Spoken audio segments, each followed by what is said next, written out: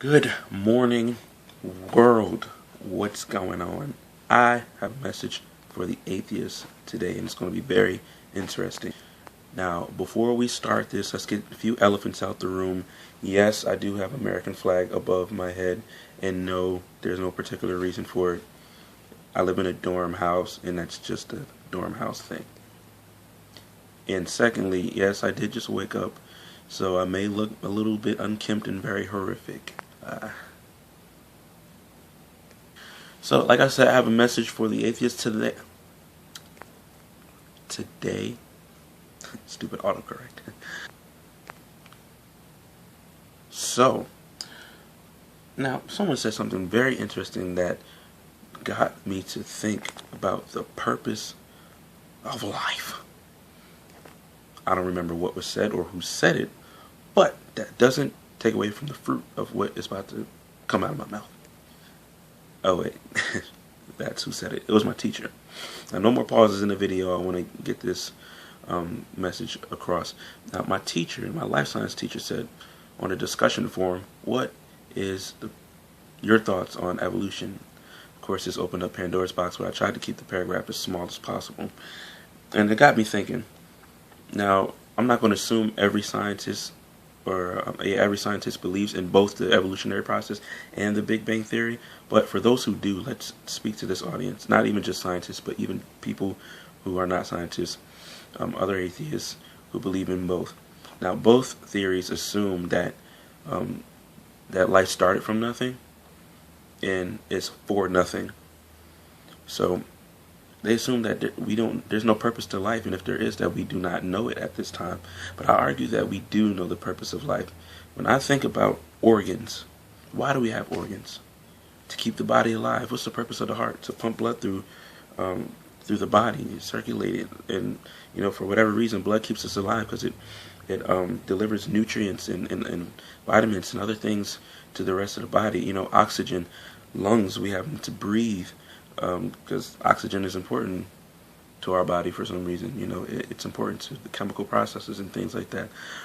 We have a brain to help us think and to process information, and its neurons and signals to the rest of our bodies to get us to move, and all of that. It tells the body what to do.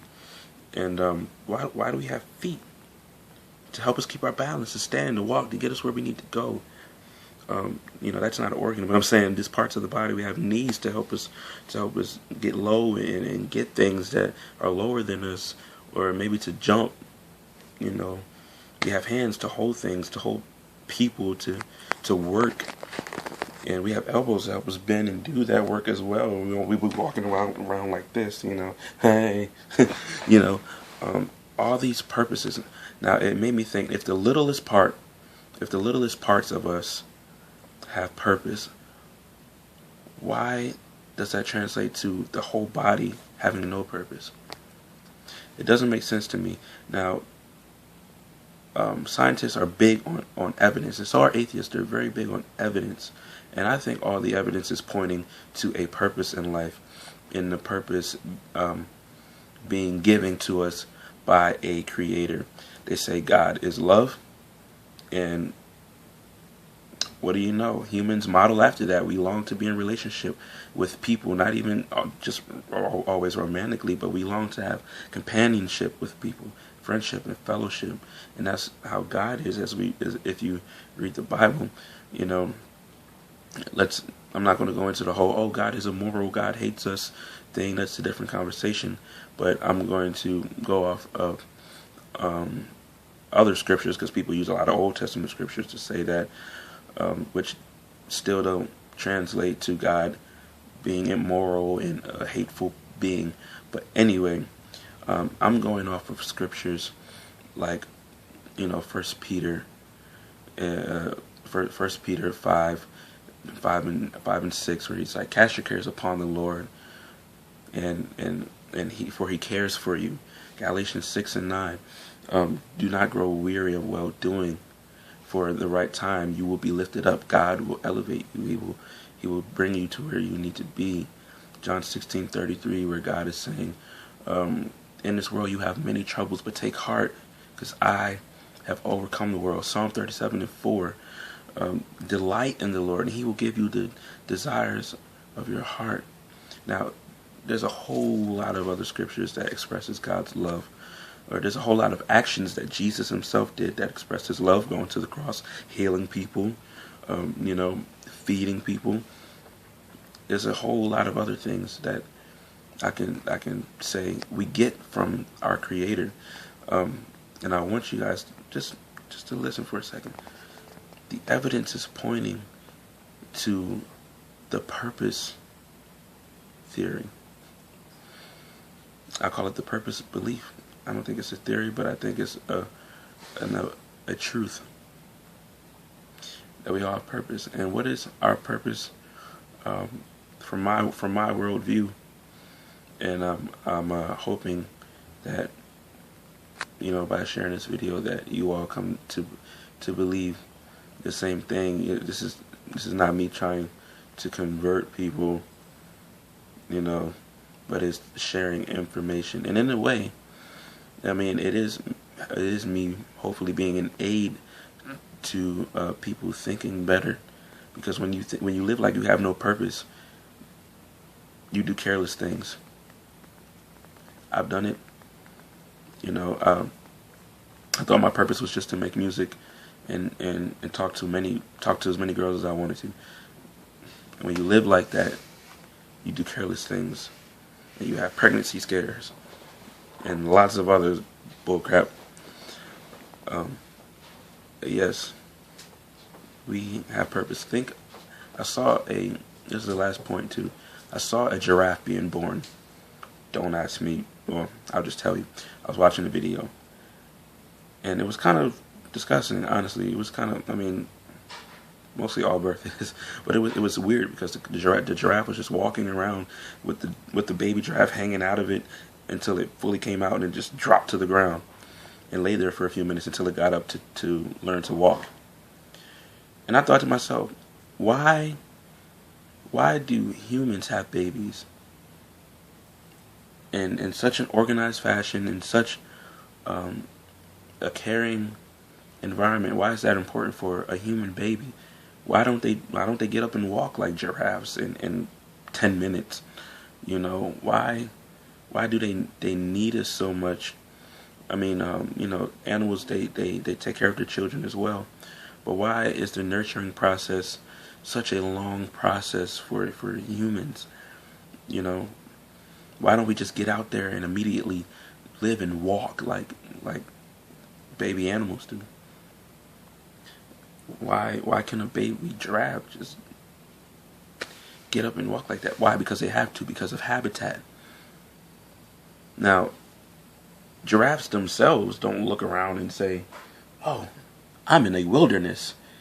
Let me get up and let me learn how to walk now so that lions don't attack me, or whoever is around them where they live, so that I don't get eaten and ambushed by human beings and stuff like that." No, but it is a involuntary habitat reaction. They don't think about it. This is how they live. It just, because this is what that was how they were created to live. You see, where animals live, they don't, first of all, animals don't have opposable thumbs except for monkeys. They don't have opposable thumbs. They can't hold their babies. They can't, rock them back and forth and stuff like that. And animals are always moving, always on the go, always running from being eaten. It's an animal eat animal thing where they live.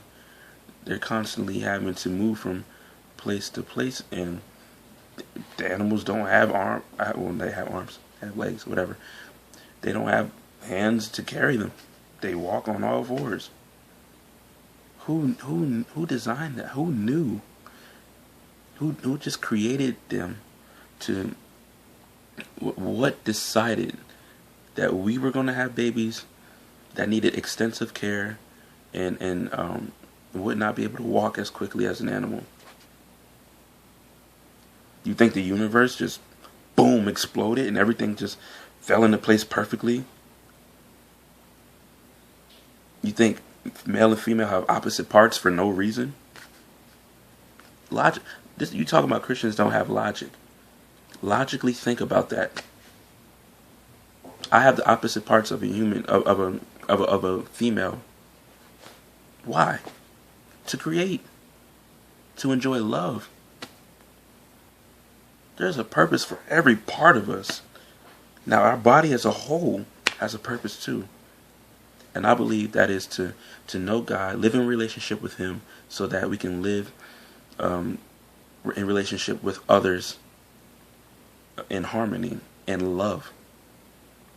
And, to create more people to experience love and relationship and all the wonderful blessings that come when you know God. And this video is already long, or I would just give a whole testimony, but there are many blessings to living in relationship with God.